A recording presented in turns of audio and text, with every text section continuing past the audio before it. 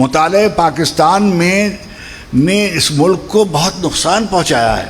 قائد اعظم نے بہت سی باتیں کہی ہوئی ہیں جو سیاق و سباق سے ہٹا کر بیان کی جاتی ہیں۔ حکومت بدلتی ہے، نصاب بدل جاتا ہے، ہمارے ہیرو بدل جاتے ہیں۔ بہت سی ایسی شخصیتیں ہیں جنہوں نے قیام پاکستان کی تحریک میں بڑا بنیادی کردار ادا کیا، مگر ہم ان کا تذکرہ جان بوجھ کر نہیں کرتے ہیں یا مصلحتاً نہیں کرتے ہیں۔ باقاعدہ ہمیں ایک نیریٹو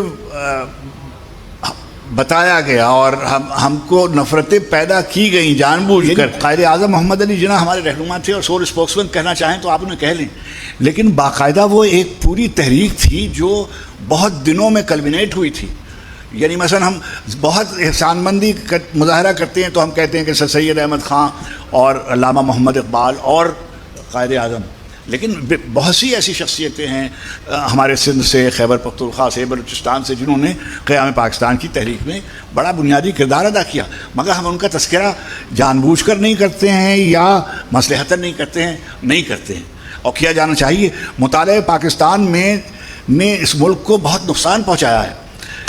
یعنی میں ہر سال جب 10-12 سال کے بعد جب کوئی حکومت بدلتی ہے، نصاب بدل جاتا ہے، ہمارے ہیرو بدل جاتے ہیں، ہمارے جو اسباق ہیں تدریسی کتابوں کے۔ اچھا، شخصیت کی تعمیر میں بنیادی تعلیم کو بہت اہمیت ہے۔ اگر آپ پہلی جماعت سے لے کر 10ویں جماعت تک سچی باتیں نہیں لکھیں گے، ابھی مثلا آپ کی تاریخ کی کتابیں ہیں، آپ یہ بھی نہیں ان کو بتاتے کہ مثلا کہ محمد بن قاسم جب آئے تھے، جب سے پاکستان کی تاریخ لکھی جائے، موئنجودڑو سے لکھی جائے، مہر گڑھ سے لکھی جائے، یا یہ ہمارے لوگ ہیرو ہیں کہ نہیں ہیں، یا وغیرہ وغیرہ۔ اتنے سوالات ہیں جو اب پیدا ہو رہے ہیں، یہ پیدا نہ ہوتے اگر آپ نے شروع میں ان سوالوں کو۔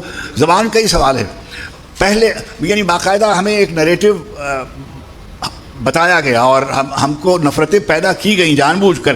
قائد اعظم نے بہت سی باتیں کہی ہوئی ہیں جو سیاق و سباق سے ہٹا کر بیان کی جاتی ہیں۔ یہ بیٹھے ہوئے ہیں ہمارے دائیں بائیں، میں تو اور یعنی میرا تو ایسا علم نہیں ہے، یہ صاحب مطالعہ لوگ ہیں، یہ آپ کو بتائیں گے۔ مثلا قائد نے زبان کے سلسلے میں جو کہا ہے اس کو آپ پڑھیے۔ مثلا آپ کو آزادی ہے کہ آپ اپنے علاقوں میں جو سی زبان چاہیں آپ اس کو نافذ کریں۔ ایک رابطے کی زبان کسی بھی ملک کے لیے ضروری ہوتی ہے، وہ اردو ہوگی وغیرہ وغیرہ۔ اچھا، اب آپ دیکھیے کہ شیخ مجیب الرحمن کو آپ علامت سمجھتے ہیں۔ شیخ مجیب الرحمن ایوب خان کے خلاف مادر ملت کے ساتھ کھڑے ہوئے، ایک باقاعدہ ایسے تابعدار نیازمند کے طور پر میں نے ان کی تصویریں دیکھی ہیں، ان کے بیانات دیکھے ہیں، تو وہ کیا واقعہ تھا اور کون سی صورت احوال تھی جس نے ان گویا لوگوں کو جنہوں نے اس پاکستان کے بنانے میں بنیادی کردار ادا کیا تھا، جنہوں نے تحریک پاکستان اور مسلم لیگ کی بنیاد رکھی تھی، ان کو آپ نے اقلیت قرار دے کر آپ نے ان کو متون کرنے کی کوشش کی اور وغیرہ وغیرہ۔ کوئی ذمہ داری سے اپنی اب جتنی کتابیں آتی ہیں، یعنی دسمبر کو آپ اس سے بغیر، ہماری تاریخ میں دسمبر بہت ہی ایک ایسا مرحلہ ہے کہ میرے تو دل و دماغ سے نکلتا نہیں ہے۔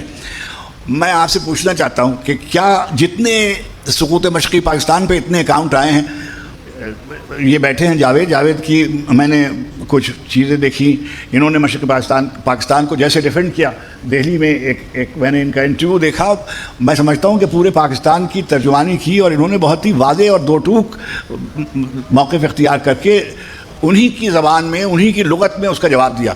اب آپ مجھ کو بتائیے کہ سقوط مشرقی پاکستان، المیہ مشرقی پاکستان کے بارے میں، ڈھاکہ کے فال کے بارے میں کوئی ایسا بیانیہ ہے جو ہمارے اداروں نے دیا ہو؟